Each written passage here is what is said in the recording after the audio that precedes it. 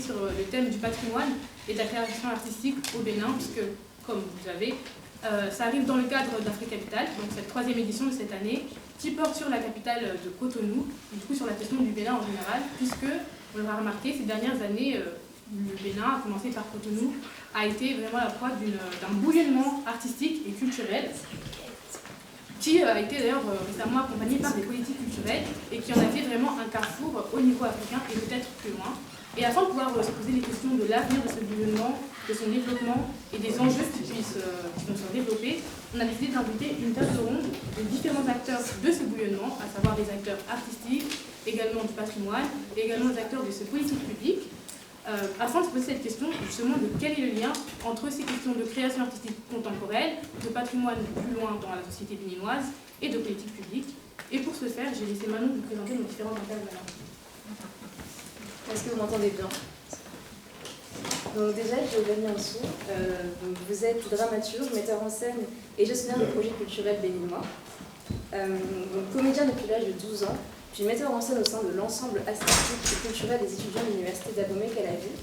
Vous commencez rapidement à écrire vos propres textes qui vous voudront un succès national puis international croissant. Naissent ainsi votre pièce La Rue Bleue, lauréate du Grand Prix de la littérature béninoise 2019, et plus récemment Que nos enfants soient des géants, que vous venez de nous présenter ici maintenant. En parallèle de votre travail de dramaturge et metteur en scène, vous êtes engagé dans de nombreux projets d'action culturelle. Pour en citer quelques-uns, vous avez notamment créé avec l'association Sudcréa le projet Les Embuscades de la Seine, qui est depuis 2012 une plateforme qui permet la formation de jeunes metteurs en scène béninois et appuie la diffusion de leurs œuvres. Vous êtes aussi à l'origine du premier studio ouest-africain d'écriture dramatique jeunesse nommé Échafaudage. Vous êtes ainsi un des acteurs centraux du bouillonnement culturel dont on va discuter aujourd'hui. Voilà.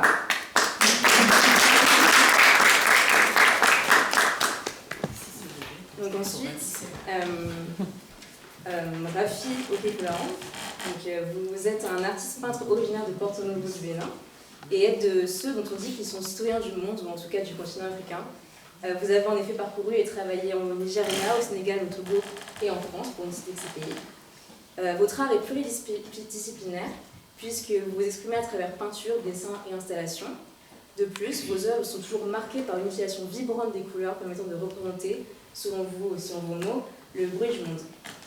Votre art reflète votre engagement politique et aborde ainsi les questions de gouvernance et d'abus de pouvoir au Bénin et ailleurs, mais aussi celle de la pauvreté, des migrations ou plus récemment du Covid-19. Et ce travail est à découvrir dans le cadre du festival dans l'espace d'exposition à l'étage.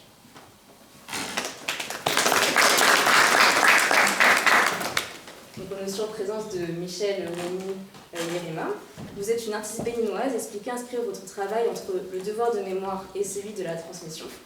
Styliste et modéliste, vous avez étudié les arts et techniques de la mode à Paris, travaillé dans des célèbres maisons prêt-à-porter, et ce après-garde, vous avez créé votre propre marque, oui.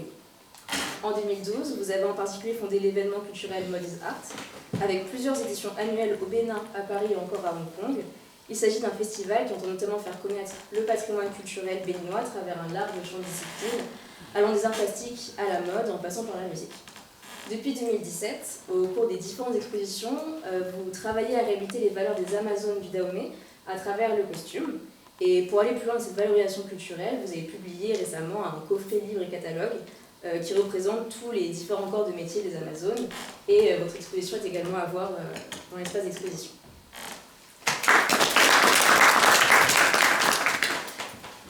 Donc également Daniel Abidjo. Vous êtes actuellement étudiant conservateur à l'Institut national du patrimoine de Paris et vous suivez une formation en conservation et patrimoine. Passionné d'art, d'histoire et de culture, vous êtes également diplômé en humanité, création et patrimoine de l'université Clergy Paris. Vos expériences dans le domaine de l'art et du patrimoine sont variées. Votre parcours comme votre formation étend de l'Europe à l'Afrique. Et ainsi, vous avez par exemple travaillé au sein des musées des Confluences de Lyon ou au musée du Quai Branly Jacques Chirac.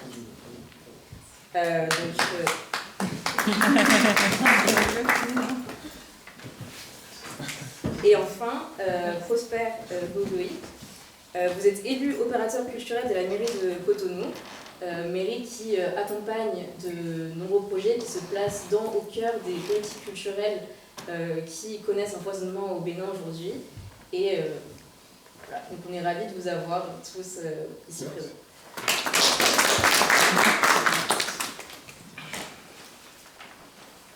Merci beaucoup à Manon pour cette introduction.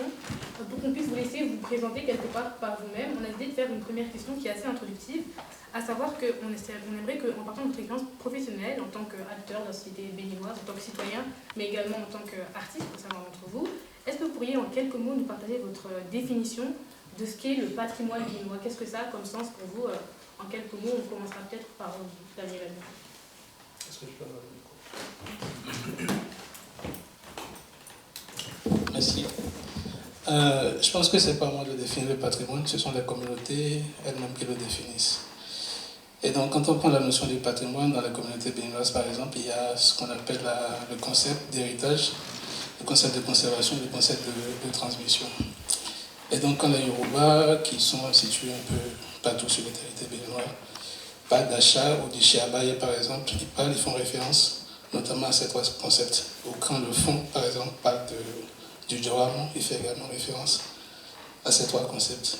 Et donc, je pense que la notion du patrimoine au Bénin, vue par les communautés à la base, correspond à cette définition qui est universelle et qui reprend en quelque sorte ces trois concepts, c'est-à-dire que celle d'héritage, de conservation puis de transmission. Voilà. Merci. Alors, Rafi Oke-Folaran, je pourrais d'abord commencer par le patrimoine que j'ai hérité. Mon nom de famille, je vais vous expliquer. Oke-Folaran, ça veut dire le ciel nous donne son bonheur. Donc c'était le début de mon patrimoine. Et je suis Yoruba et on a des pratiques. Et ces pratiques m'ont été transmises par mes parents. C'est pour dire que le patrimoine, c'est un bien qu'on hérite de ses parents. Et donc, on l'utilise et on le transmet aussi. On le fait fructifier, on le fait développer et après on le transmet aussi à ses enfants qui vont aussi le transmettre à ses petits-enfants. Donc c'est un bien, c'est un ensemble de choses qui peut être, et comme on dit, tangible et intangible, et aussi qui peut être visible et invisible. Voilà. Je ne veux pas aller trop loin, donc c'est ça. Merci. Merci. Pour accentuer un peu ce que vient de dire Rafi, le patrimoine béninois est avant toute chose un patrimoine culturel, mais vraiment dans tous les sens du mot culture, que ce soit culinaire, dans les arts plastiques, dans la musique, nous avons réellement une puissance culturelle. Donc pour moi, la définition du patrimoine béninois, c'est essentiellement une culture qui est immensément riche et inestimable, pratiquement. C'est tout. Et merci. Et comme l'a déjà dit les prédécesseurs, je pense que pour nous, dans une notion de patrimoine, c'est juste l'ensemble des biens culturels qui sont hérités et se transmettent de plusieurs manières, pas systématiquement, pas forcément de manière académique, mais qui se transmettent d'une génération à une autre, de différentes formes. Voilà, merci. Merci beaucoup. Oui, moi j'ai entendu des mots transmission, héritage, qui sont assez cohérents avec le patrimoine à mes yeux, mais il me semble qu'il y a encore une autre dimension à aborder quand on parle de patrimoine, parce qu'on parle d'héritage et de transmission, on parlera de quelque chose qui existe et qui rentre dans une sorte de fixation qui est figée.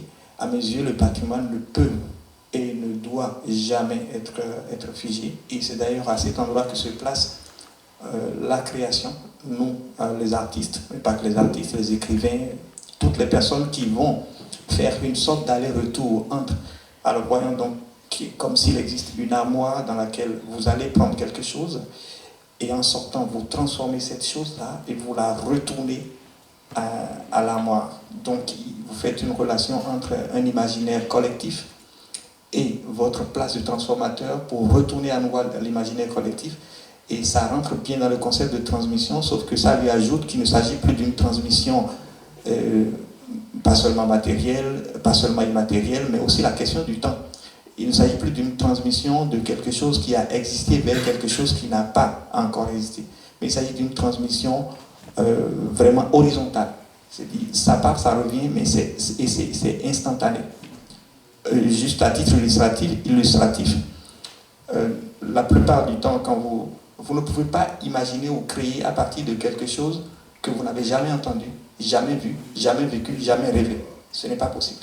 Il faut l'avoir vécu, l'avoir rêvé, l'avoir entendu pour pouvoir créer. Mais l'acte de la création va transformer, enrichir ce que vous avez vu ou vécu une fois, puis ce que vous allez redonner sur la place publique va retourner et redevenir à nouveau partie intégrante du patrimoine. Donc le patrimoine, pour nous, c'est quelque chose qui avance avec nous, avec notre temps, à tout moment. Merci beaucoup. Je pense que ça fera une bonne transition. Vous venez de parler de transmission sur la place publique et je pense que dans toutes vos définitions, vous avez mis au centre de vos définitions la question du peuple béninois en général, vous avez parlé de culture et je pense que ça fait la bonne transition à notre question suivante qui est la question de la place de l'art et de la création dans la société en général, dans la vie quotidienne des Béninois. Vous avez dans votre pièce, on vient de voir, vous parlez du fait que vous vouliez illustrer le sujet politique du bas vers le haut et c'est un peu notre question. C'est quoi le sens, c'est quoi la place de l'art et de la création culturelle du patrimoine dans la vie quotidienne béninoise? Est-ce que ça a une place? Et dans quelle mesure, par exemple, ça peut être bien de vecteur social? Quel sens ça a? Est-ce que vous avez des idées de projets qui vraiment fédèrent la population?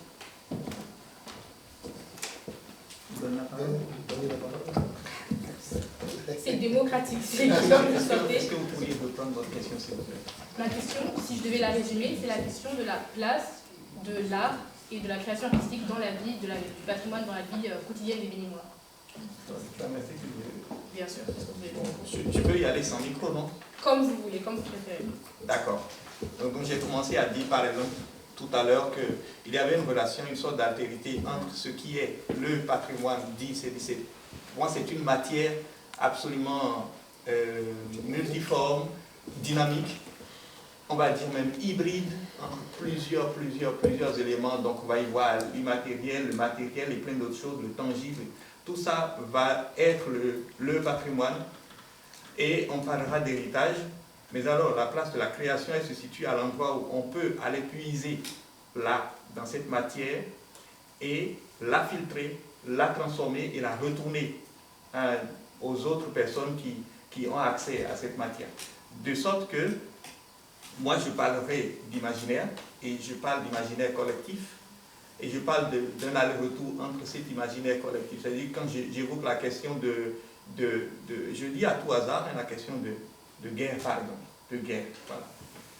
Vous avez une définition de la guerre, vous connaissez des choses de la guerre qui ne sont pas du tout les mêmes réalités que ce qu'un Camerounais, ce qu'un Congolais, ainsi de suite. Mais au-delà de ça, de par vos lectures, de par les spectacles que vous avez vus, les films que vous avez regardés, vous avez encore un domaine beaucoup plus élargi, mais qui est plutôt personnel.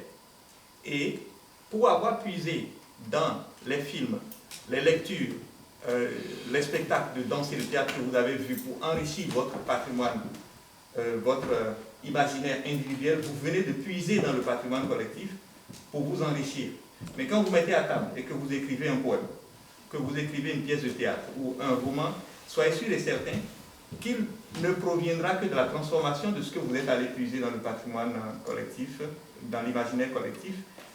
Et quand vous le redonnerez au public, quand ça reviendra sur la place publique, nous autres qui allons venir voir votre travail, nous en serons déplacés autrement.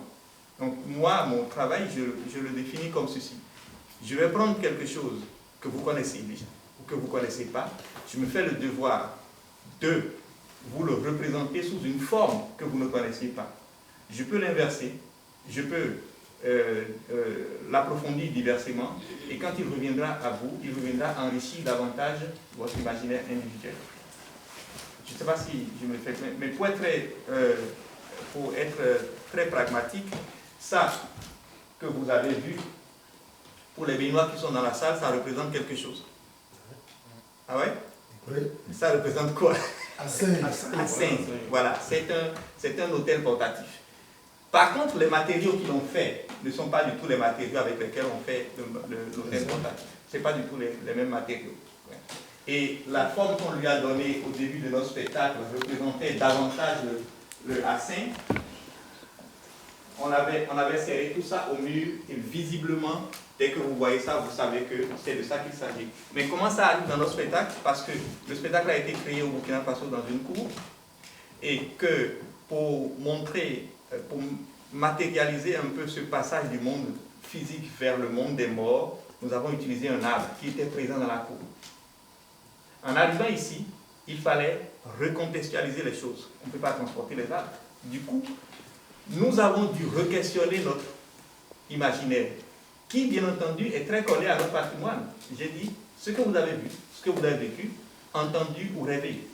Et en le questionnant, on s'est dit, mais avec quoi est-ce qu'on traduit le passage de la vie vers la mort? Alors, quoi de plus présent dans notre culture que ça, l'hôtel portatif? Maintenant qu'on l'a et qu'on sait qu'on veut matérialiser un hôtel portatif, on ne va pas aller dans nos couvents ou dans nos maisons, aller prendre un hôtel portatif et l'amener, on n'aura rien fait. Il faut transformer parce que c'est là que la création s'installe. Donc, on prend ce qui existe, qui est tangible, qui est connu, on le transforme, et quand nous l'avons transformé, et qu'il est devenu ça, et que des dignitaires ou des personnes qui sont habituées à ça arrivent et qu'ils voient le spectacle, peut-être qu'ils se diront, ah mais, peut-être qu'on pourrait fabriquer l'hôtel portatif désormais avec ça, plutôt qu'avec ce que nous utilisions.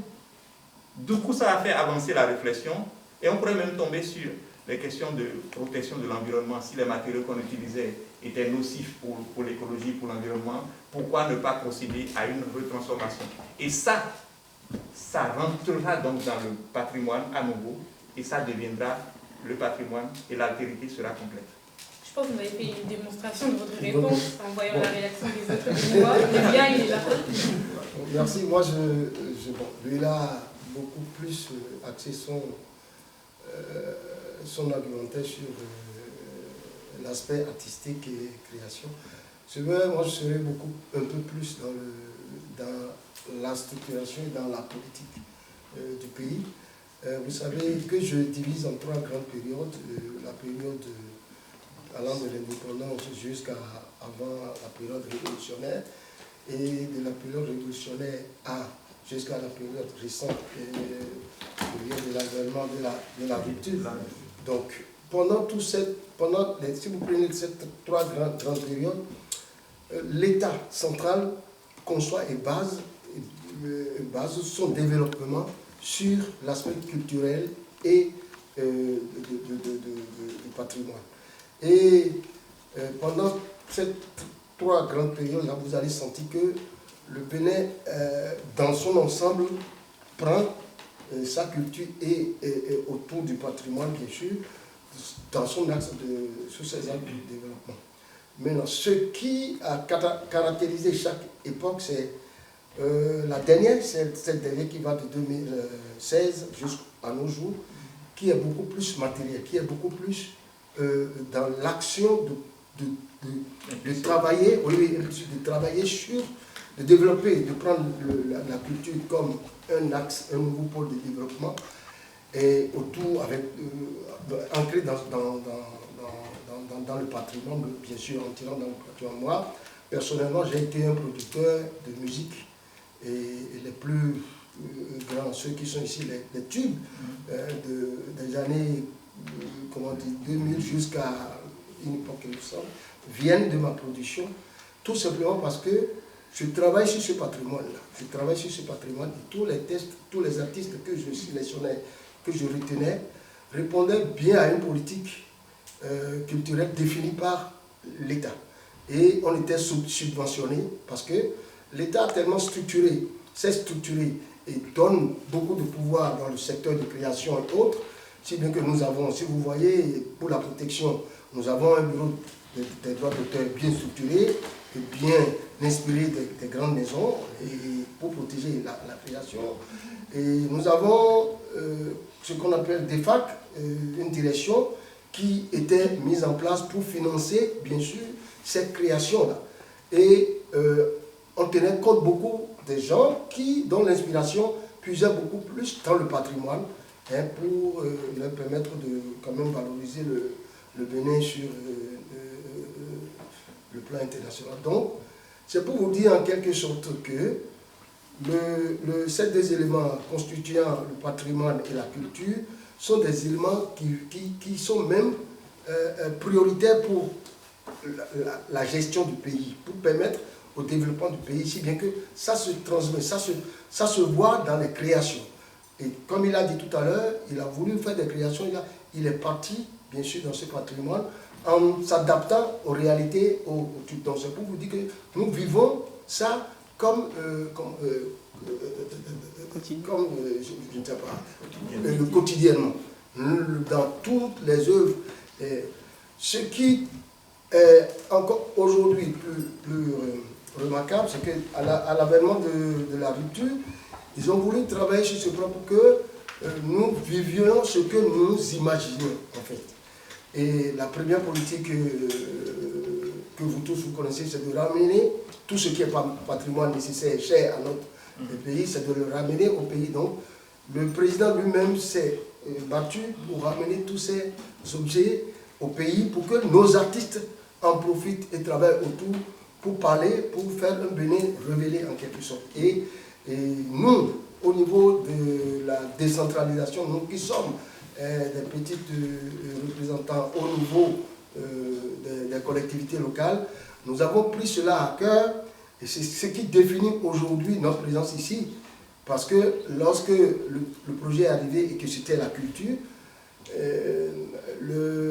la mairie a dit il faut que nous définissions notre politique culturelle axée sur ces éléments-là, en suivant le programme, bien sûr, du gouvernement, pour ne pas être en déphasage. Donc, le maire de la ville a pris comme axe prioritaire aujourd'hui la politique culturelle. Ouais. Comment est-ce qu'il faut être offensif de manière culturelle, parce que vous savez, la culture autour du patrimoine est transversale. Nous appelons ça même l'interdialogue des peuples et des civilisations. Avec la culture, nous pouvons régler beaucoup de choses, nous pouvons faire beaucoup d'amitié que le passé. Et vous pensez donc que l'État et la force politique... Ah oui, aujourd'hui, je pense que l'État, au contraire, l'État nous apprend même, l'État est dans cette politique où aujourd'hui nous devons en profiter et nous en approprier pour vraiment faire... C'est vrai qu'il y a eu beaucoup de politiques publiques et on va développer ça dans notre prochaine question, mais là on se posait notamment la question dans la vie quotidienne. Vous avez parlé de culture béninoise, Weni, parce que vous pensez que le patrimoine est avant tout la culture, et du coup, est-ce que ça se vit dans les vies quotidiennes pour les Béninois en dehors des artistes? Pour moi, il y a vraiment deux notions, surtout pour nous Béninois. Pour avoir travaillé, en tout cas au Bénin, sur la culture pendant des années, moi je suis ravie de ce qui se passe actuellement, de voir que les politiques s'emparent réellement de cette notion de culture béninoise et peut-être où est de l'art. Et dans la vie quotidienne de la plupart des Béninois, comment est-ce qu'on le vit? Pour nous, on le vit, je dirais, de façon naturelle, puisque c'est notre patrimoine, c'est notre quotidien, c'est notre vie de tous les jours. Maintenant, c'est vraiment récemment que nous prenons conscience du fait que notre quotidien, nos gestes, nos définitions de telle ou telle cérémonie, de telle ou telle chose, peut être vue par nous-mêmes déjà, et également par les autres comme étant des symboles artistiques, des symboles qui ont une portée, je vais dire, limite universelle. Donc on est vraiment dans ce laps de temps qui est très intéressant parce que tout le monde a un micro, a sa parole, a son art, entre guillemets, à poser sur la table. Et oui, ça fait un bouillonnement qui est assez intéressant, mais c'est vraiment récent. Donc il faut aussi, je pense, nous laisser à nous-mêmes le temps de nous réapproprier ce quotidien qui, pour d'autres, seront des symboles artistiques. Donc on est vraiment dans une période charnière qu'il ne faudrait pas que nous rations. Donc c'est vraiment très intéressant. Mais pour avoir vécu l'avant et le pendant, le gap est énorme. Je veux dire, en commençant me disant, oui, je peux dire, par écrit et oralement, Erapi est témoin, on me rigolait au nez en me disant, mais la culture ne nourrit pas. Je dis non, la culture c'est un vecteur d'une puissance phénoménale. Et le voir qu'aujourd'hui, nous-mêmes, dans le quotidien, aujourd'hui, on ouvre TikTok ou n'importe quel réseau social, on voit des jeunes qui ont voyagé au Bénin, dire l'un des pays les plus riches culinairement, c'est le Bénin. C'est vrai en fait. C'est réellement, pour nous-mêmes, c'est vrai. Je veux dire, je ne peux pas citer un seul plat béninois qui est symbolique du Bénin. On en a trop, en réalité. Si on parle de nos coutumes, mais toutes nos divinités, moi-même béninois, je les mélange parce qu'il y en a beaucoup. Et j'aime ça parce que on a tellement à partager que c'est maintenant que nous réalisons que nous avons énormément à partager. Et c'est une chance de vivre ce moment. En fait. Je pense que vous avez presque posé ma prochaine question, Ah, parce que c'était savoir ce que c'est d'être artiste au Bénin, et plus précisément, est-ce que c'est une voie d'avenir, donc concrètement dans la vie quotidienne en tant que métier. Et je pense qu'en parlant de votre expérience et du changement qu'il y a eu ces dernières années, vous entamez bien la réponse. Je ne sais pas si vous voulez développer un peu plus. Je vais juste finir, oui, effectivement, sur ça. Est-ce que être un artiste aujourd'hui au Bénin, ça permet de vivre? Oui, c'est la question. Personnellement, je pense que non. Mais après, peut-être que d'autres vont dire. Ça permet de rêver. Ça permet de rêver. Alors, moi, je vais partir de mon expérience. D'abord, moi, je suis Yoruba, musulman. Donc, vous savez, quand on est musulman et qu'on a fait l'école coranique, on ne doit pas faire des représentations humaines. Ma mère, elle était à la Mecque, mon père aussi. Et donc, moi, je suis un peu le brebis égaré. La brebis égarée. Voilà. Et puis, bon, ça aussi parce que voilà, j'ai eu un parcours qui n'est pas assez tracé par mes parents.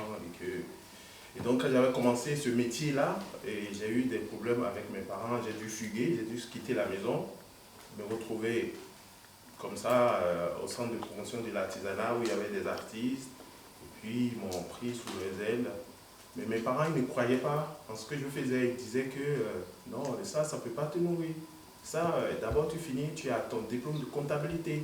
Après, tu peux faire l'art. Et il y a mon oncle qui disait non, tout le monde ne peut pas être dans les bureaux et tout, il y a des artistes. Et que voilà, il a donné des exemples. Mais mes parents disaient non, il faut finir tes études, tu dois être comptable. Et moi, je voulais être artiste, mais même si je ne comprenais pas ce que c'est le mot artiste, mais j'étais emporté par l'envie de ne pas faire ce que mes parents voulaient que je fasse. Et aussi parce que j'ai retrouvé un milieu d'artistes où je me sentais beaucoup plus à l'aise et tout. Donc, mais mes parents ont commencé à comprendre et que j'ai pris l'avion une fois et je suis arrivé à Paris. Je suis revenu au Bénin et j'avais plein d'euros dans les poches. Et ils m'ont regardé et m'ont dit, donc c'est ça là.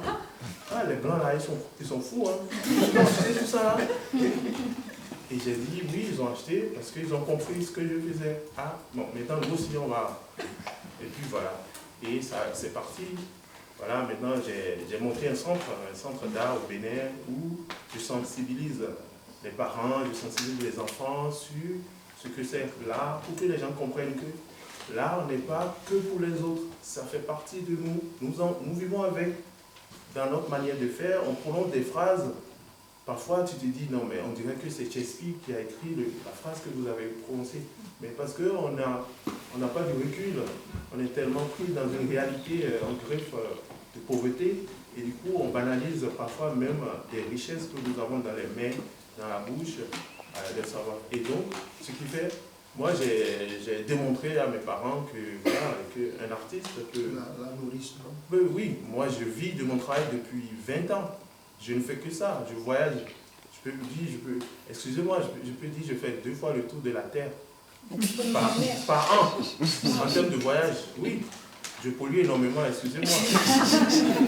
mais voilà. Pour le patrimoine béninois. Donc, voilà. Et pour finir, je vais aussi rajouter un truc parce que tout à l'heure, vous avez parlé du patrimoine et de la création contemporaine.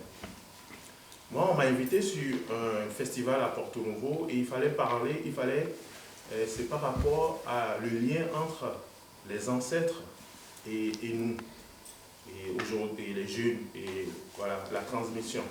Et j'ai créé une boîte que j'ai appelée la boîte à secret. Mais il se fait que cette boîte, elle est faite de l'acier et que j'ai entouré de raffia. Mais il y a une ressemblance avec cette boîte à secret et une représentation de divinité qu'on appelle Zambéto. Et quand j'ai posé ma boîte, les gens venaient se prosterner devant les gens. Et à un moment, j'ai eu peur, parce que moi, je ne suis pas initié. Mais moi, je ne voyais pas ma boîte comme un Zambéto. Mais moi, ma boîte, c'est la boîte à secret. C'est une boîte où je peux confier mes secrets, je peux mettre mes biens. Alors, en même temps, j'ai fait le chemin contraire. J'ai dit, alors, si tu n'es pas initié à cette divinité, est-ce que tu as le droit de faire un truc? Oui, voilà. Et j'avais peur, et du coup, j'ai dû faire appel aux initiés qui m'ont rassuré, qui m'ont dit non, ce que tu fais, c'est de l'art, ça n'a rien à voir avec le culte. Et c'est ça qui. Parce que quand j'ai sorti la boîte, j'ai mis dans l'expo, les gens venaient et je voyais ce qu'ils faisaient. À un moment, j'ai eu peur s'ils allaient peut-être me dire quelque chose, mais après, voilà, les initiés sont arrivés, ils ont dit non, ça c'est une boîte, ça c'est ton œuvre, c'est ta création, que ça n'a rien à voir avec notre représentant de divinité, il n'y a pas de bruit, il n'y a rien, ça ne bouge pas. C'est juste le fait qu'on a vu les raffias, qu'on a vu, et donc parfois nous les artistes, on prend aussi le minimum de risque dans notre imaginaire, et on se nourrit du patrimoine pour créer, et aujourd'hui je crois que quand on va voir la majeure partie des artistes au Bénin, ils vont chercher dans leur patrimoine, que ce soit le patrimoine vaudou, et aussi c'est parce qu'il n'y a pas des écoles qui ont effacé les récits, voilà, il n'y a pas d'école d'art, donc les gens ils sont autodidactes, donc ils vont aller puiser dans leur patrimoine pour créer, que ce soit dans la musique, voilà, les gens, il n'y a pas d'école de musique, donc ils vont aller chercher les rythmes dans les couvents, ils vont les moderniser, ils vont rajouter leur imaginaire, donc voilà. Giovanni, vous aviez l'air de vouloir réagir tout à l'heure quand tu répondais à la question sur la position de l'artiste. Non. C'est bon, finalement, il vous a convaincu. Et alors, Bien sûr.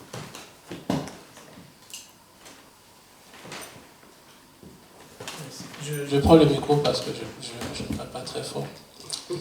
Et au fait, il y a Giovanni qui, très rapidement, quand il a pris la parole, a opéré très rapidement une segmentation entre ce qu'on appelle conventionnellement le patrimoine matériel et le patrimoine immatériel.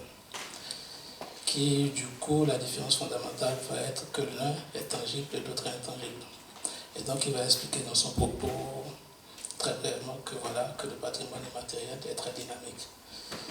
Et donc, la différence fondamentale, c'est qu'il y a deux types de lectures qui vont être faites au niveau des deux, c'est-à-dire qu'au niveau de ce qui est matériel, par exemple, il y aura une lecture avec une forte dominance des spécialistes, alors qu'au niveau de l'immatériel, ce sont les populations à la base qui vont décider de ce qui est patrimoine et de ce qui ne l'est pas.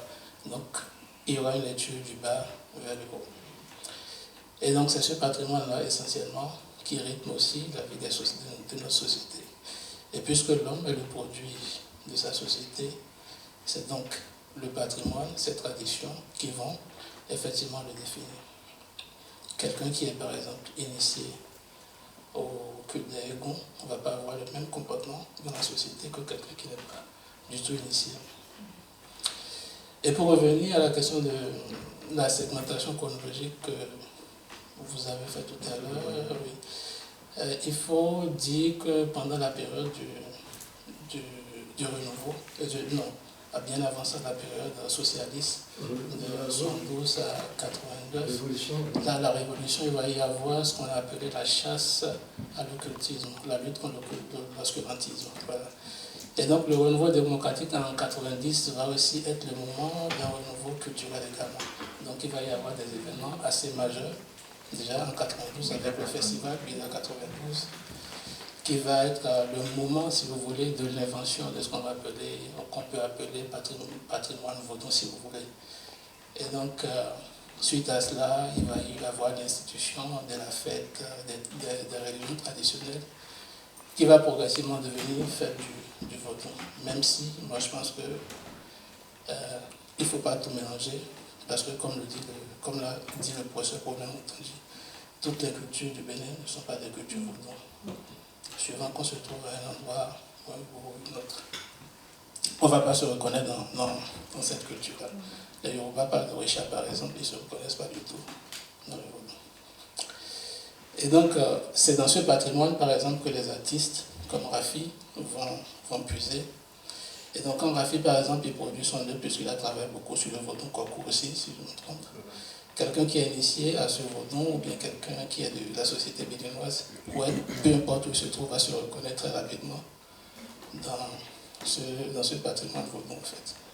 Et donc, pour répondre à la première question que vous avez créée, dans le patrimoine ou bien permet de créer cette identité commune au fait. Et pour revenir à la deuxième question qui a été posée, quel est aujourd'hui le statut des artistes, c'est ça? Oui, est-ce que c'est une voie d'avenir? Qu'est-ce que c'est d'être un artiste au Bénin? Je pense que les temps ont changé. Être artiste dans les années 80-90 et être artiste en 2024, je pense que c'est plus la même chose. Et quand on prend le cas du Bénin, par exemple, quand on fait une étude historique de l'art du Bénin, on voit très clairement que le Bénin n'a pas suivi le même chemin que les autres pays. Parce que très rapidement, avec la colonisation, déjà dans les années 20, il va y avoir ce qu'on appelait les ateliers un peu informels, les workshops, comme par exemple au Nigeria, les ateliers de Shogo School. Dans les deux Congos, il va y avoir le hangar, l'école de Poto-Poto, et un peu partout. Et donc il y a des pays en Afrique qui ont suivi une voie qui ont eu des écoles très tôt, même si c'est informel, et qui vont avoir des écoles assez formelles aussi très tôt. Mais le Bénin n'a pas du tout suivi cette voie, le Bénin n'a jamais eu d'école. La première école, je pense, c'est l'ESMA qui est à Calavi, l'école créée par SOS.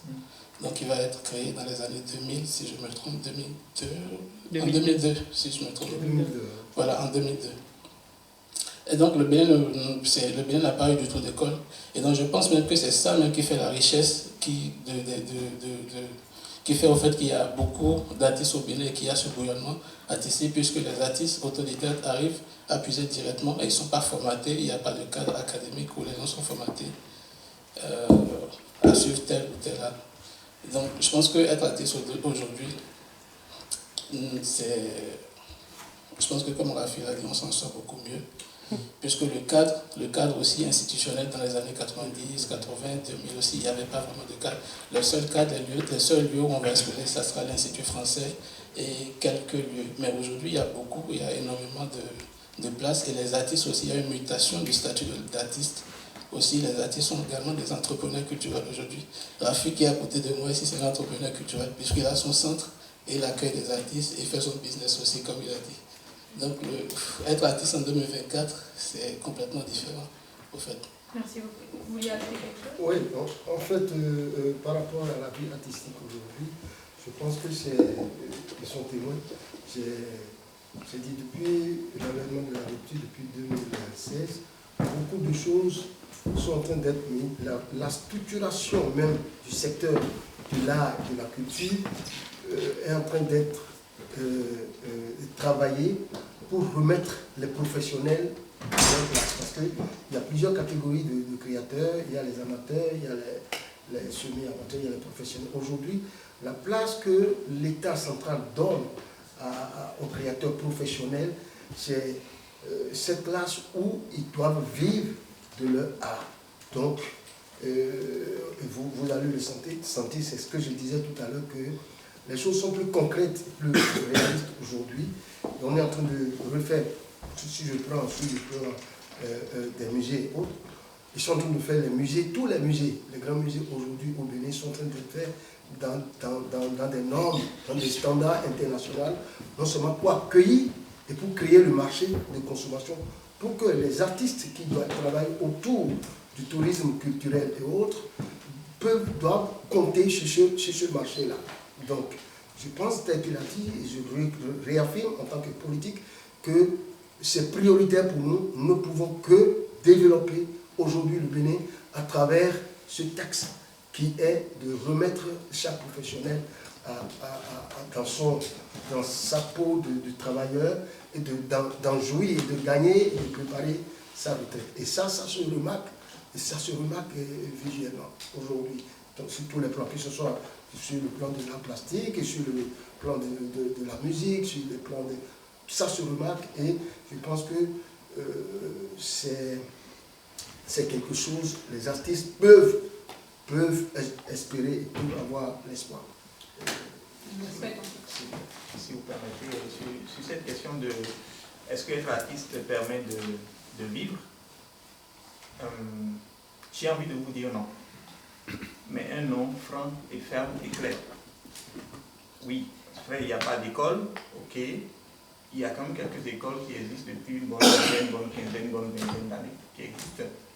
Mais il est clair que les artistes sur la place, et beaucoup d'entre vous l'ont déjà dit, l'école des artistes, c'est l'école de l'autodidactie. C'est l'école des couvents, c'est l'école des associations qui existent sur la place et qui travaillent sans rien attendre.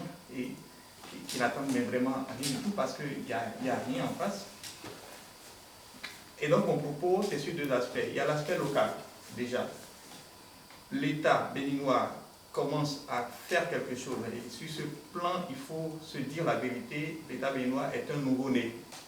Sur la question de la structuration, sur la question de la mise en place de politiques pour soutenir la vie culturelle, on est un bébé. On va être indulgent envers nous-mêmes. Sinon, on se poserait la question de savoir pourquoi est-ce que des artistes créateurs deviennent des entrepreneurs culturels? C'est parce que, artistiquement, leur travail ne les paye pas. Et qu'il faut que des artistes comme Rafi voyagent, aillent en Europe, aillent aux États-Unis pour pouvoir vivre de leur art.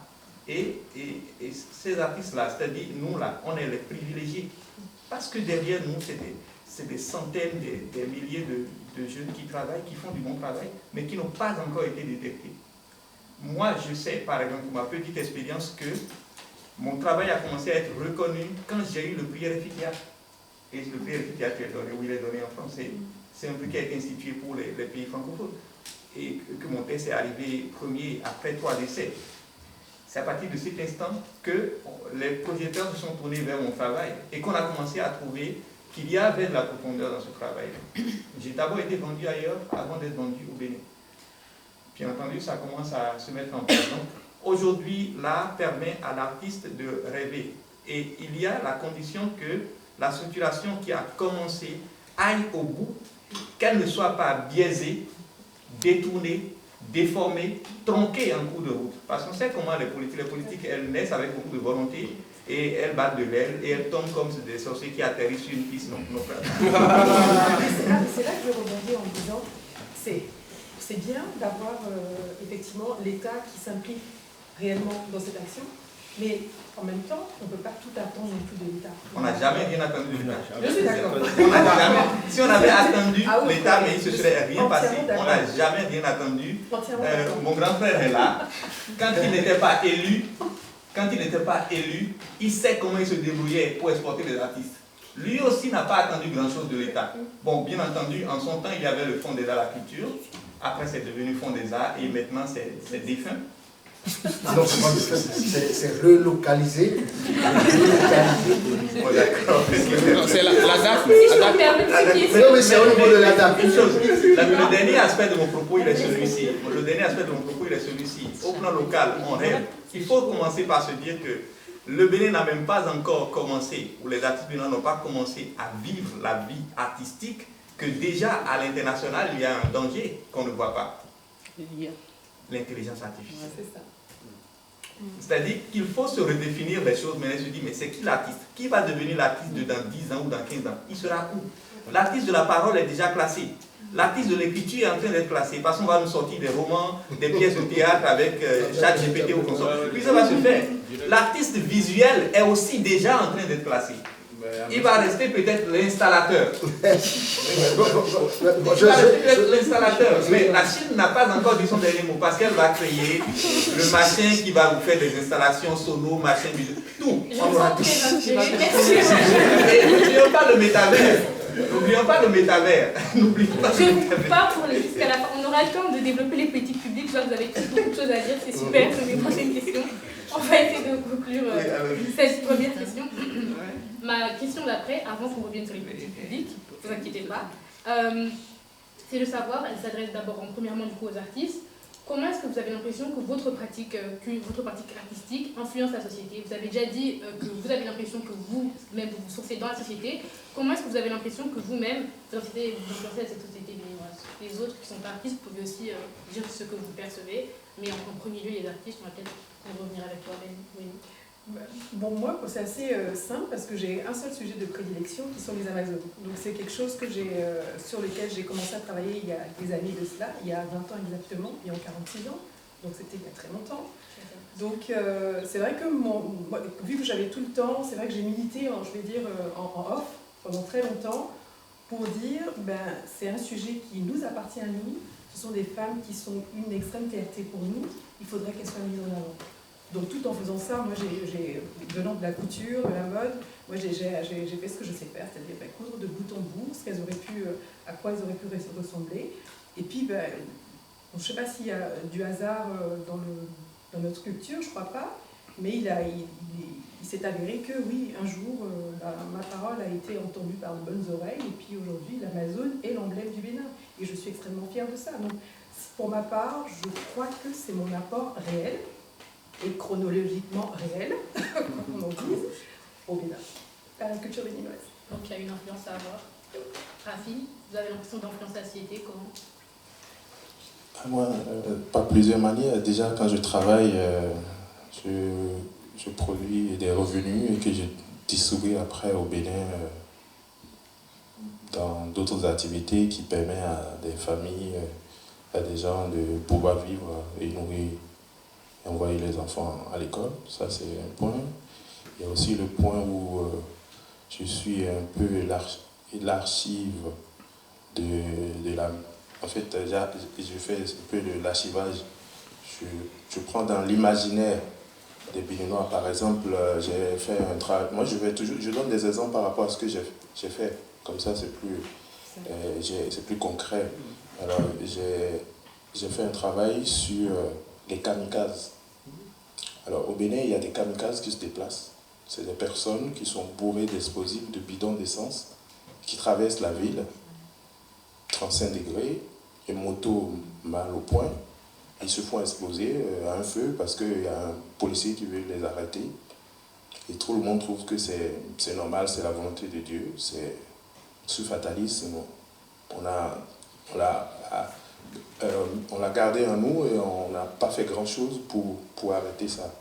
Donc, à un moment, moi, j'ai décidé de créer des peintures, malheureusement, qui sont plus dans des musées ici, en Europe, qu'au Bénin. Parce que les Béninois n'ont pas... Au Bénin, on n'a pas vu ça vraiment comme... moi, j'aurais voulu qu'on puisse sauvegarder, en parler et puis sensibiliser. Donc, ce qui a fait que toutes ces pièces-là sont parties du Bénin, sont ici. Quand je parle des kamikazes, c'est parce que j'ai eu des proches qui ont été brûlés parce qu'ils étaient au feu tricolore et le gars il est venu avec sa moto, il s'est fait exploser par un accident et j'ai perdu 2 proches et ça m'a touché. Et donc j'ai commencé à sensibiliser les gens pour leur dire, vous voyez ça, c'est un kamikaze. Il dit, mais c'est quoi un kamikaze? Un kamikaze d'habitude c'est quelqu'un qui a des revendications politiques qui va. Il dit non. Un kamikaze, c'est quelqu'un qui, même pour survivre, pour sortir de la pauvreté, il est obligé de se mettre en danger et de se tuer et de tuer d'autres. Donc voilà, les gens ont dit, ah bon, donc c'est un kamikaze. Oui, j'ai dit oui, c'est le kamikaze urbain. C'est les gens qui se font. Donc ça, c'est des exemples comme ça, tu vois, comme ça. Par exemple, alors il y a un projet que j'ai obtenu un fonds le fonds Métis. Et on m'a demandé de faire une sensibilisation sur l'environnement. J'ai trouvé la berge lagunaire de Porto Novo, elle est très belle, la berge lagunaire de Porto Novo. Il y a des animaux qui habitent là, il y a la faune et la flore. Il y a des gens qui habitent, mais ils ne savent pas ce qui se passe dedans. Il y a des enfants qui vont dans des écoles, il y a près de 5 écoles qui sont sur la berge, mais ils ne savent pas qu'est-ce qu'on peut rencontrer comme plantes, comme insectes, comme... invertébrés. Ouais. Donc moi, à travers mon travail, j'ai travaillé avec ces enfants, je les ai amenés sur la berge lagunaire et on a fait quelque chose qu'on appelle une sorte de recensement. On a collecté des données à travers la photo. Les enfants, ils ont pu voir quelles sont la richesse, voilà, la faune et la flore, la biodiversité. Et on l'a fait en peinture, on l'a fait en poésie et ils ont eu à réaliser un concours d'éloquence par rapport à ça. Donc voilà les actions concrètes que moi j'amène aussi en tant qu'artiste, en tant que créateur. Après, il y a plein d'autres exemples aussi. Mais c'est aussi parce que j'ai une manière de voir aussi ma création. Ma création n'est pas que de la peinture ou que de l'installation. Parfois, il m'arrive de continuer ma création au-delà de ce qui est donné comme limite, je peux aussi faire travailler. Et quand je dis travailler, c'est pas comme dans les mines, mais faire réfléchir les enfants sur le problème dont ils souffrent dans leur famille. On fait des ateliers avec les enfants et on leur demande, toi à la maison, comment ça se passe, et ils racontent leur vie. Et parfois on souligne certaines choses pour qu'ils puissent grandir intellectuellement, socialement. Merci beaucoup. Daniel Abidjo, vous n'êtes pas... Je pense qu'il y a un artiste. Vous aurez tous le nom, bien sûr. Ça va? Ok. Donc après, Je pensais que peut-être votre avis serait intéressant, parce que même si vous n'êtes pas artiste, en tant qu'élève conservateur, comme vous évoluez dans le patrimoine, vous êtes peut-être le meilleur intermédiaire pour voir quelles sont les conséquences, l'influence de ces artistes sur la société. Mais après, je pense qu'ils sont plus Rafi et Aurélie sont plus légitimes pour en parler. Et je pense que comme Rafi l'a dit tout à l'heure, le premier rôle de ces artistes, c'est d'abord d'éveiller les consciences et de sensibiliser. Et suivant la thématique que chaque artiste aborde, il touche la société. Rafi travaille, comme il a dit par exemple, il a travaillé sur les questions d'écologie avec les enfants. Il y a des artistes femmes, par exemple, ou même hommes, qui travaillent par exemple sur les questions liées aux droits de la femme, et donc qui sensibilisent sur les questions d'émancipation, des droits de la femme, tout ça. Et donc, suivant la thématique que chaque artiste aborde, donc, il va jouer ce rôle-là, il va apporter sa pierre à l'édifice. Mais c'est quand même dommage que le travail de ces artistes ne soit pas vu, ou du moins ne soit pas assez vu par les Béninois, parce que, comme Rafi va le montrer, le premier problème, c'est pas que les objets, les œuvres sont presque tout le temps exploités ou bien achetés par des Européens, mais c'est aussi qu'on a l'impression, quand on regarde la cartographie artistique du Bénin, on a l'impression que la majorité des artistes sont concentrés dans le sud du Bénin. Et donc, il y a le nord, par exemple, on a l'impression qu'il n'y a rien comme création artistique dans le nord. Et même dans le sud, des départements comme le Mono Koufo sont complètement absents. Donc, je pense que les artistes font leur travail, mais il faut aussi que peut-être les acteurs, les conservateurs et autres personnes voient aussi dans les autres départements ce qui se passe. Aujourd'hui, on a une agence, l'ADA, qui est là, et la Galerie nationale, et donc je pense aussi que ça fait partie de leur job de voir ce qui se passe ailleurs. Merci beaucoup. En votre conclusion, peut-être sur l'influence des artistes dans la société. Sinon, on pourra passer à la prochaine question. Peut-être va tous vous inspirer, puisqu'on l'a déjà abordé avant que je la pose. On sait qu'il y a vraiment beaucoup de discours et même d'actions, de politiques publiques qui sont mises en place par l'État béninois pour mettre en avant sa culture, donc des politiques publiques, des politiques culturelles. Et la question, c'est de savoir concrètement, est-ce que vous pensez qu'elles vont avoir un impact véritable au Bénin, ou qu'elles en ont un déjà, dans quelle mesure? Je pense que tout le monde aura au moins un mot à dire sur cette question. Est-ce qu'on commence par un acteur ou par un artiste? On laisse les politiques.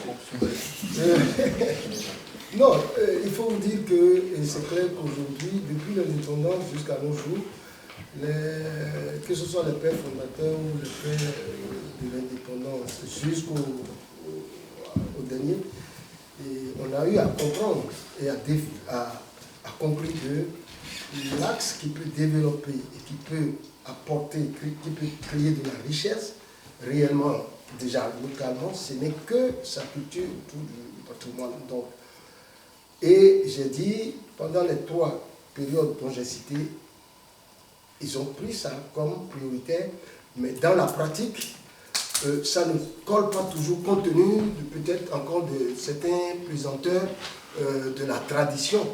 Tel qu'il a dit, on n'ose pas toucher certaines choses parce que quand vous y allez, c'est un peu mystique, c'est comme un artiste, entre-temps, ne pouvait même pas représenter, ne peut pas, dans sa création et dans son imagination, faire tout pour ne pas heurter quelque chose. Donc, mais à partir de la dernière époque, je dis, ça se transmet beaucoup plus.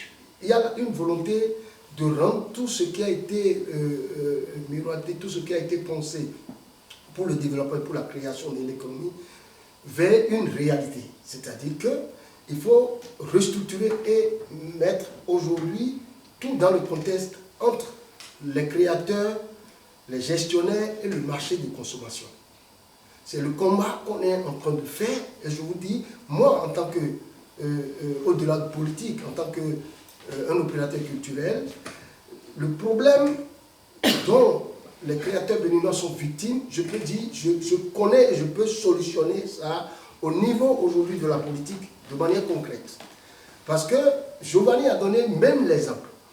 Ce qui se fait et ce qui se crée au Bénin, la culture béninoise, c'est-à-dire on nous a habitués à consommer d'abord ce qui marche ailleurs, ce qui est créé ailleurs, c'est ça que le Béninois lui-même consomme d'abord. Et avant de courir vers... Donc du coup, quand vous faites une production, je parle par exemple d'une production musicale que moi je fais, je travaille pour le marquer d'abord à l'extérieur avant que les Béninois ne s'approprient et le marché devient automatiquement au-delà, c'est-à-dire ne reste plus un marché local. Ça devient autrement. Donc j'ai fait des tubes, j'ai gagné de l'argent facilement. Donc c'est ce que nous pouvons, c'est ça aujourd'hui que nous essayons de faire au niveau de, que ce soit la politique en miniature ou en macro. Et ceux qui sont ici, le président qui est là a été aussi un homme artiste et il est beaucoup plus regardant sur cet aspect-là et se bat pour que dans la structuration aujourd'hui, que nous essayons de tenir compte de la demande du marché. Qu'est-ce que le marché aujourd'hui veut, dans quelle proportion, et c'est de ça qu'il s'agit aujourd'hui. Le marché local est restreint, même si c'est vaste à l'extérieur. Si nous prenons notre diaspora, est-ce que c'est la diaspora seule qui constituerait le marché de la création béninoise? Comment est-ce qu'il faut travailler pour que ceux-là soient obligés, je ne dis pas, qui commencent à avoir l'habitude et la culture de consommer ce qui vient de chez eux sans que ça ne soit, le produit extérieur avant qu'il n'aille vers ce produit. Et ça se sent localement. Je vous ai dit, aujourd'hui, il y a des monuments, il y a cette structuration qui se fait sur tous les plans, que ce soit dans les espaces d'expression ou dans des musées, où tout se refait pour donner envie aux Béninois eux-mêmes d'abord de se donner, d'aller vers ces œuvres-là. Donc, le travail principal qu'il faut aujourd'hui dans la politique, c'est comment est-ce qu'il faut réactiver le marché de consommation qui existe mais qui dort et qui se stimule, qui se retrouve d'abord avec d'autres personnes avant des... Donc, nous voulons faire l'inverse maintenant. Que ça soit localement, que le truc soit porté pour que ces artistes underground, ces créateurs underground qu'on ne voit pas, puissent déjà vivre localement de ce marché-là. Je prends l'exemple des Nigériens, par exemple. Le Nigérien, un artiste, un créateur du Nigeria, n'est pas forcément poussé à faire de la même chose. C'est tellement structuré à leur niveau, c'est fait à leur niveau que le marché local existe et est structuré. Si bien que quand la création naît, automatiquement, ça prend et ça crée son économie et chacun, chaque compartiment, que ce soit les gestionnaires, que ce soit les créateurs, peuvent en vivre sans même penser à... Chez nous, c'est un peu l'inverse, le marché existe, mais ce n'est pas organisé, ce n'est pas structuré et ce n'est pas, comment passez-moi le mot, ce n'est pas, ils ne sont pas éduqués, à se dire, c'est une obligation de consommation. Donc, voilà un peu ce que je peux dire dans l'ensemble de la politique publique culturelle qui se fait. La preuve, quand le maire est arrivé à Cotonou, il nous a déjà envoyé en mission pour que nous venions au niveau de la municipalité, qu'on définisse une politique culturelle claire et publique pour savoir ce que nous voulons mettre à la disposition des créateurs et du secteur culturel dans ce plan. C'est pour cela que tout ce qui va vers l'expertise culturelle, vers l'expérience culturelle, il est très regardant dedans et en suivant les grands axes du pillage et du programme d'action du gouvernement, on essaie de mettre en place des trucs qu'il faut pour que les artistes, les créateurs puissent en vivre. Donc, c'est pour vous dire qu'on peut être rassuré. C'est vrai que ce ne serait pas facile, parce que j'ai dit tout à l'heure, il y a un problème culturel qui existe, qu'il faut qu'on travaille et qu'on oblige les gens à comprendre et à se reformuler. Pour finir, je donne, pour que vous compreniez un peu, le WIDA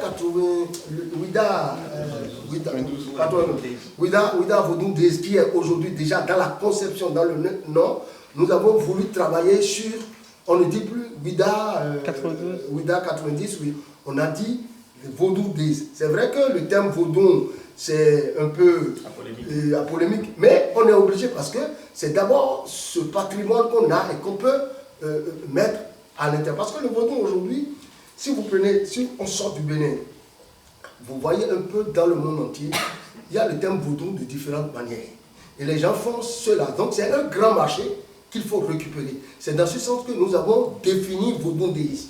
Je suis à la base de la conception de comment est-ce qu'il faut refaire ce festival, ce qu'on avait défini depuis juste après les conférences nationales, comme quelque chose qui devait faire développer un marché, faire développer le tourisme autre. Aujourd'hui, on a redéfini, et vous voyez la première édition, l'engouement que ça a donné. Nous avons eu des éléments d'appréciation, nous avons eu des axes sur lesquels nous devons travailler pour aller dans ce sens de création d'un marché international qui pèse et qui crée son économie. Pour soutenir la consommation, parce que du coup, vous faites le lien entre consommation et politique publique. Mais une autre question qu'on se posait, c'est en lien avec ça, c'est qu'on voit qu'il y a une ébullition de création artistique en ce moment au Bénin, et en même temps, il y a de nouvelles politiques publiques. Et du coup, est-ce que vous pensez que c'est ces nouvelles politiques publiques qui font qu'on a autant d'artistes qui émergent, ou au contraire, c'est le fait qu'il y a de plus en plus d'artistes émergents d'expression artistique qui ont trigger, qui ont causé ces politiques publiques? Non, je pense qu'au Bénin, il y a toujours eu des artistes qui émergent. On a toujours travaillé, on n'attendait pas cette politique. Il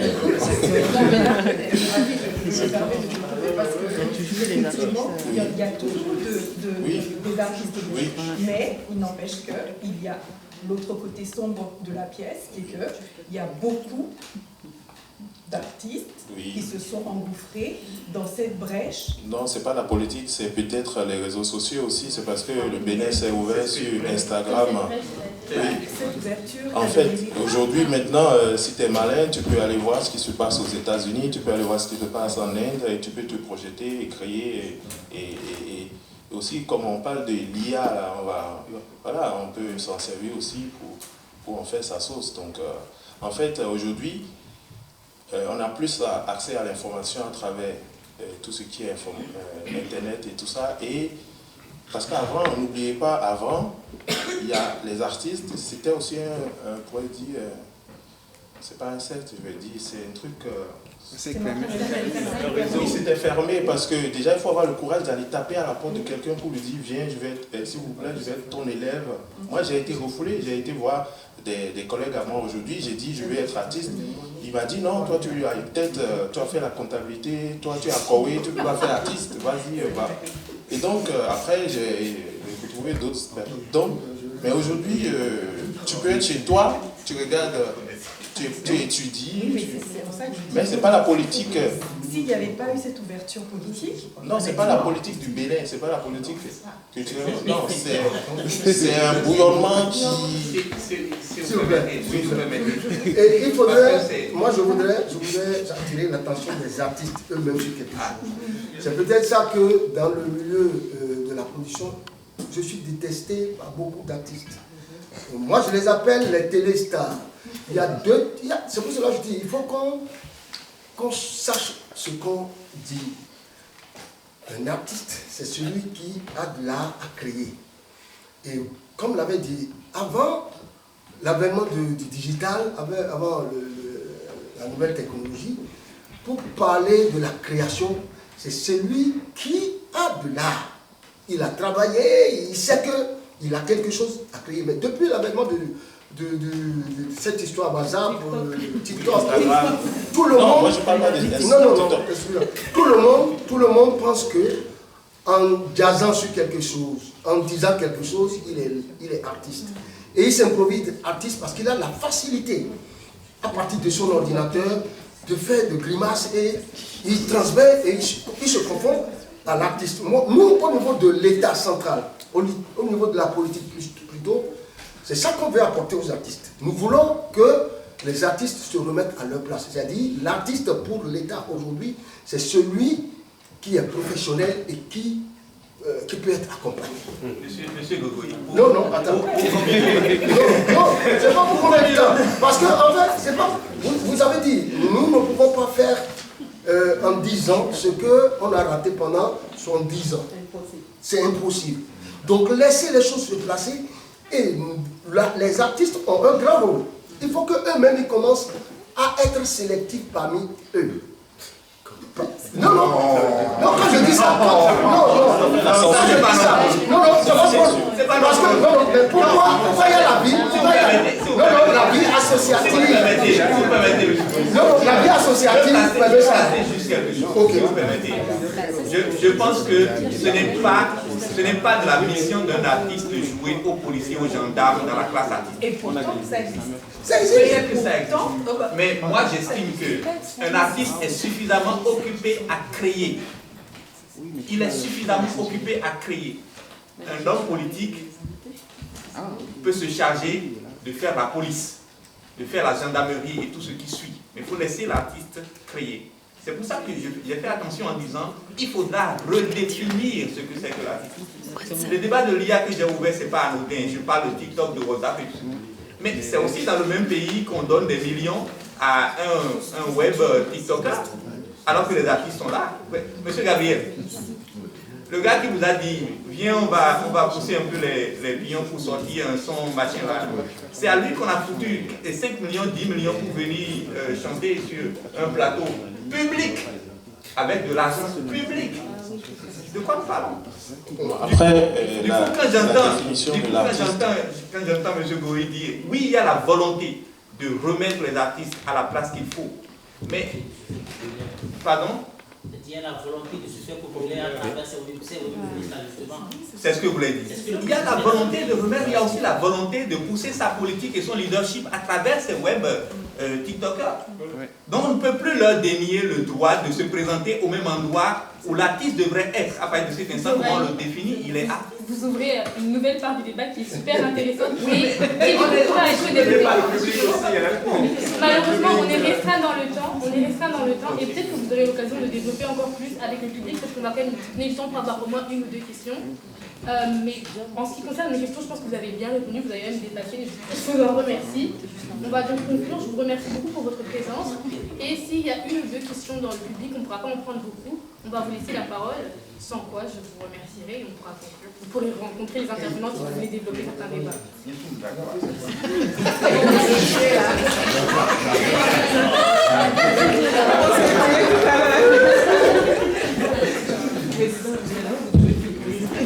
Ok. Bonjour à toutes et à tous. Merci pour cette présentation. J'ai beaucoup aimé. Je me suis enrichi. Je vais reprendre le maître mot de ce soir. Je me suis enrichi de beaucoup de choses. Et moi, j'ai une question à poser par rapport. Je pense que c'est plus Rafi qui va me répondre par rapport à la différence entre le culturel et le cultuel. Au Bénin, par exemple, c'est très imbriqué. Tout à l'heure, il parlait du fait qu'une de ses représentations ait interpellé des adeptes d'une divinité. Et dans nos traditions, je ne pense pas qu'on ait cette distinction. Par exemple, en France, il y a des objets dont on dit qu'ils ont été désacralisés. Mais est-ce que les adeptes de cette divinité ont cette conception de désacralisation? Donc aujourd'hui, est-ce qu'il y a un dialogue qui permet à des initiés, des pratiquants de cette religion endogène de dire, ok, on a cette divinité depuis 200, 300 ans, c'est devenu un vestige du passé, on le désacralise, on peut l'exposer. Donc j'ai l'impression que le concept de désacralisation, c'est purement occidental et que nous, on l'a pas dans nos cultures et que quand on essaie de l'exposer, ça ne rencontre pas forcément la même compréhension. Alors moi, je voulais, par rapport à ta question, je vais d'abord te dire, moi je ne suis initié à aucune divinité. Donc je ne représente que ce que je vois. Quand tu vas à une parade, par exemple, Tu vois une manifestation vaudou, ce que tu vois, c'est ça que moi je représente. Je ne suis pas derrière dans le courant, je ne suis pas ici, je ne sais pas. Maintenant, par rapport au côté culturel, je pense que c'est pour ça qu'il faut des médiateurs. C'est pour ça, aujourd'hui, on a mon ami qui est à côté, il va pouvoir défendre ça. Parce que toi, tu es historien de l'art, en tant qu'historien de l'art, vous devez être les médiateurs, les barrières pour dire, voilà, public, ça, c'est pas ce que vous croyez. C'est pas le rôle. Moi, parfois, on joue ce rôle-là parce qu'il n'y en a pas vraiment des gens qui vont nous défendre. Parce que quand on crée, on s'inspire de ce que nous avons vu, on a créé, mais après, ça peut heurter la sensibilité, la croyance des gens qui viennent voir parce que eux, ils ont une autre image de ça. Le concept de l'art n'est pas pareil avec eux. Donc, on a des médiateurs, on a des gens, des historiens qui viennent. Voilà. Donc, ce travail de médiation existe. Voilà, ça commence à exister. Ça commence à exister parce que je me souviens, la dernière fois, il y avait une exposition dans une galerie et on a exposé le costume d'un revenant. Et ça a créé un problème. Les gens se sont retrouvés au commissariat, la police, machin. Donc, on a dû faire appel aux médiateurs qui ont géré l'histoire et ça s'est très bien passé. Donc, oui, c'est un vrai sujet. Des fois, même, toi aussi, tu as par exemple, il y a des pièces, tu crées, mais tu as peur de le montrer au Bénin. Tu préfères montrer ça dans un autre environnement pour ne pas heurter la sensibilité des gens. C'est normal aussi. Les gens, ils sont attachés, depuis qu'ils sont nés, on leur a dit que c'est ça. Maintenant, toi, tu viens avec un autre discours. Et donc, parfois, ça peut mal se passer. Donc, il y a les médiateurs.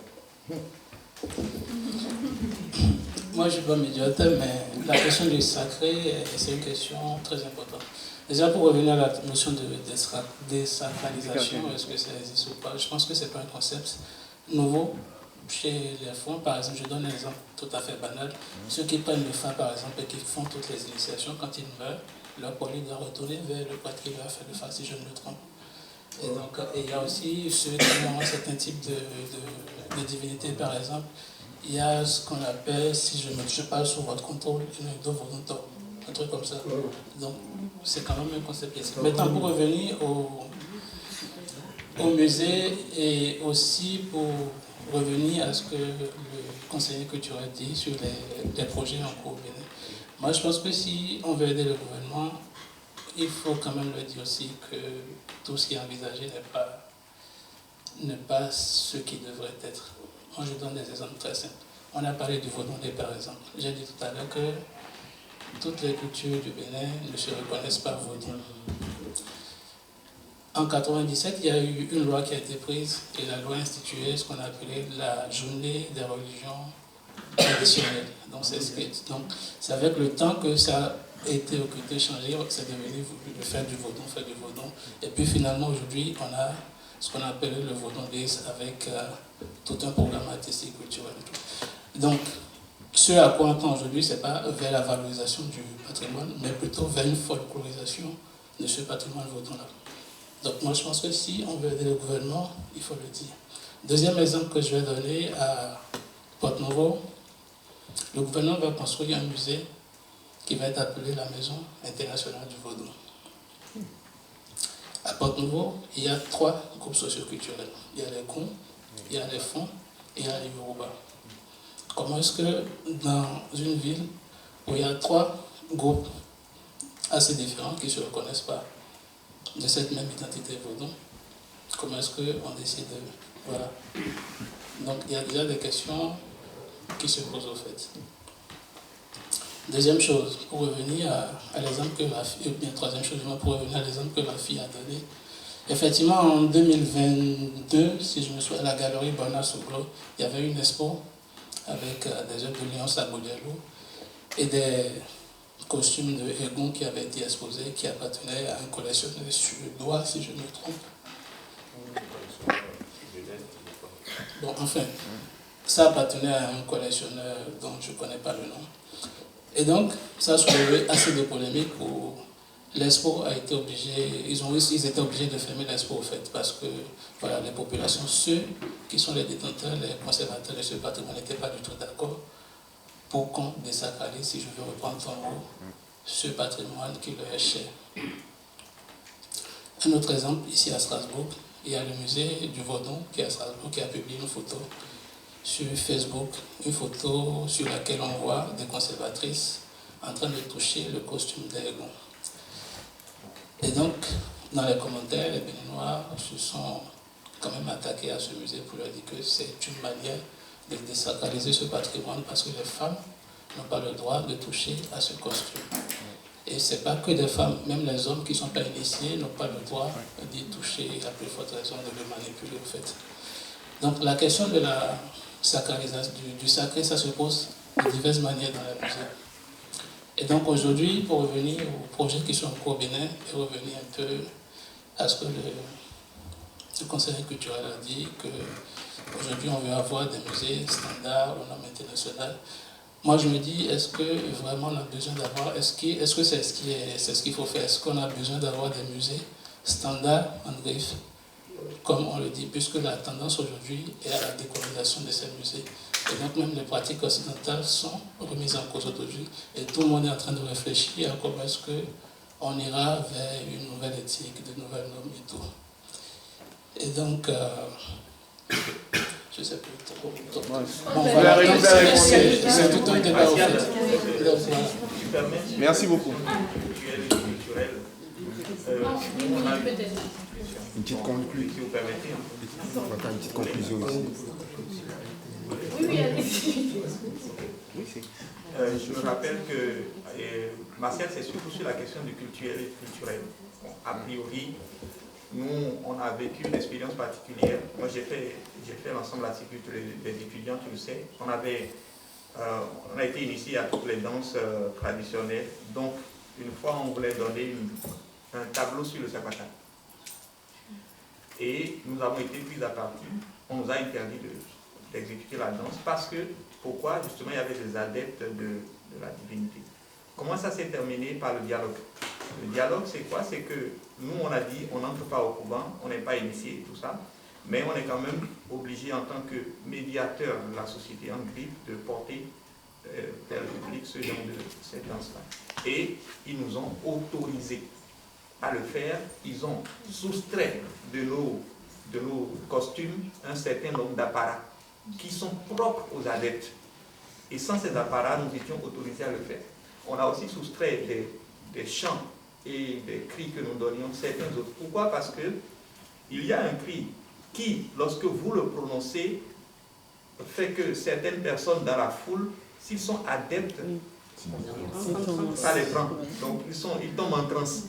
Donc il faut plutôt passer ce débat-là sous l'angle du dialogue. Le Bénin a toujours été un pays laïque jusque-là.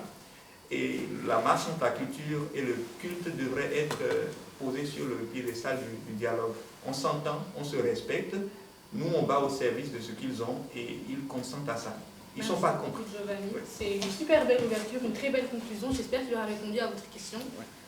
Vous serez amené pendant tout le reste du festival à vous poser d'autres questions, donc vous êtes les bienvenus pour la Voix moderne pendant tout le mois. Et on va conclure. Il y a une petite conclusion ici. Contribution toute petite. Merci, c'est une toute petite contribution qui va peut-être déboucher sur une question. Je suis un peu...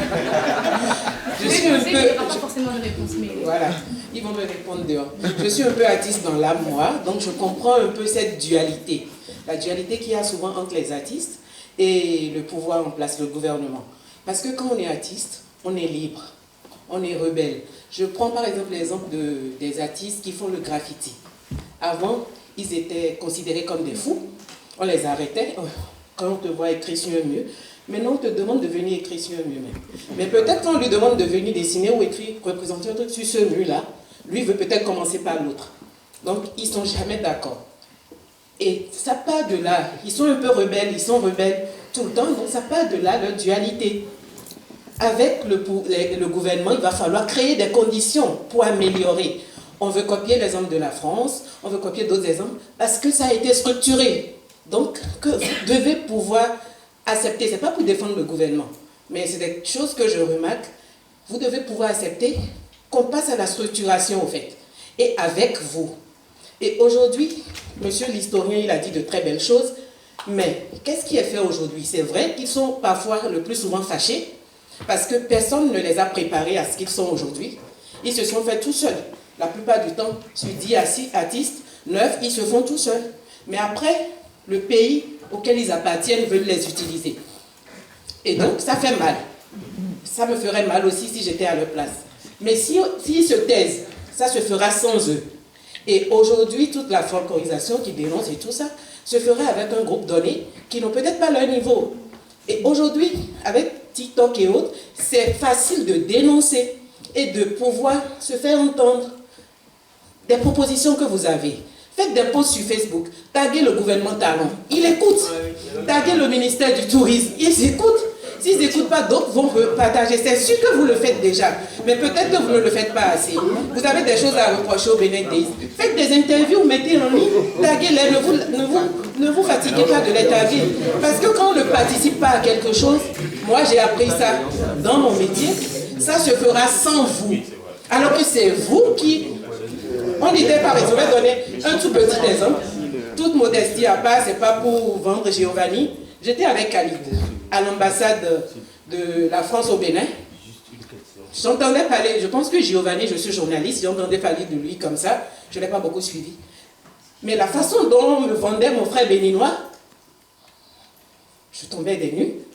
Mais c'est comme ça, ils vont le vendre. Quand il a fini de se faire à l'extérieur, de devenir un produit vraiment vendable, il faut maintenant qu'il puisse avoir la parole. Qu'est-ce que vous faites? Vos associations, il faut prendre la parole. La place, on ne vous la donnera pas. Il faut arracher sa place pour se faire entendre, pour montrer comment ça se fait ailleurs. Pour montrer qu'à Dakar a réussi, le Sénégal a réussi parce qu'il y a eu ci et ça. Ça va être difficile au début.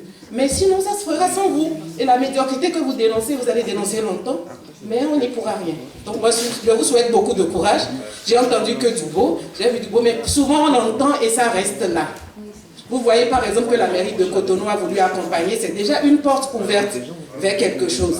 Donc je vous encourage, si vous dénonciez déjà, dénoncez davantage. Participez davantage au débat de ce qui se construit pour votre bien-être. Merci.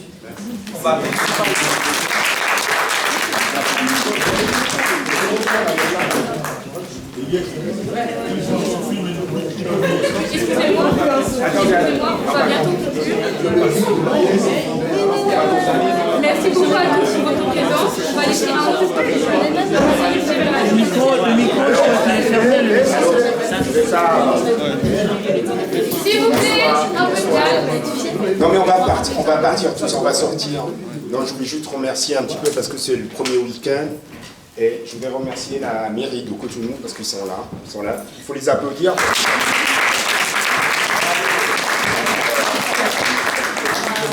C'est le premier week-end, vous avez 4 week-ends encore à venir. Là, vous avez les artistes, cette première semaine, bon, Winnie et Rafi, ils restent là tout le mois. On va les avoir pendant un mois avec nous. Donc je voudrais remercier parce que c'est important qu'on parle de politique culturelle et je sais que bon, il y a plein de choses à dire, on va pas parler des politiques culturelles, mais le premier acte, c'est l'acte que la mairie de Cotonou a fait. Les politiques, c'est comme les artistes, ils ont besoin d'être accompagnés. Il faut arrêter d'être des adversaires, parce qu'il faut être accompagné, Il faut être accompagné. Si le politique, comme vous, on a besoin de vous accompagner, et nous, on a besoin d'être accompagnés. Et c'est là le premier travail qu'on doit faire ensemble.